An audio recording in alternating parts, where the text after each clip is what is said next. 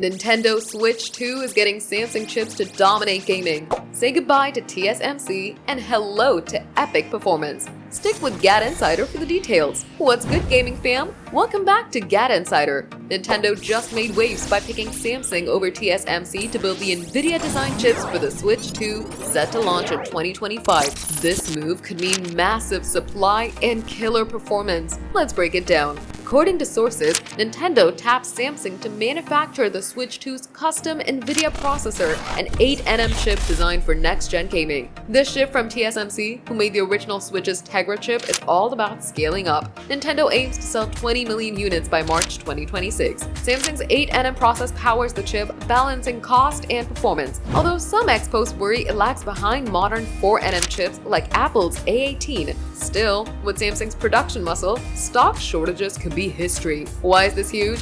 Samsung's factories can pump out chips faster, meaning more Switch 2s for launch day. No repeat of the PS5 shortage chaos. The Nvidia chip promises 4K docked gaming and ray tracing, perfect for Zelda or Mario fans. X users are hyped, calling it a win for Samsung over TSMC. But some say the 8nm chip feels dated compared to Xbox Series S. Either way, Nintendo's betting big on availability and power. What's next? Nintendo's teasing the Switch 2 reveal for summer 2025, likely at a Nintendo Direct. With Samsung pushing for OLED screens, we might see a premium model too. Pre-orders could start late 2025, so follow GadInsider for stock alerts and hands-on reviews. Check Nintendo's site for updates and expect a $450 price tag based on leaks. This console's shaping up to be a beast. That's the buzz on Switch 2's Samsung chips, GadInsider fam. Are you hyped for Nintendo's next console or worried about that 8nm chip? Drop your thoughts in the comments.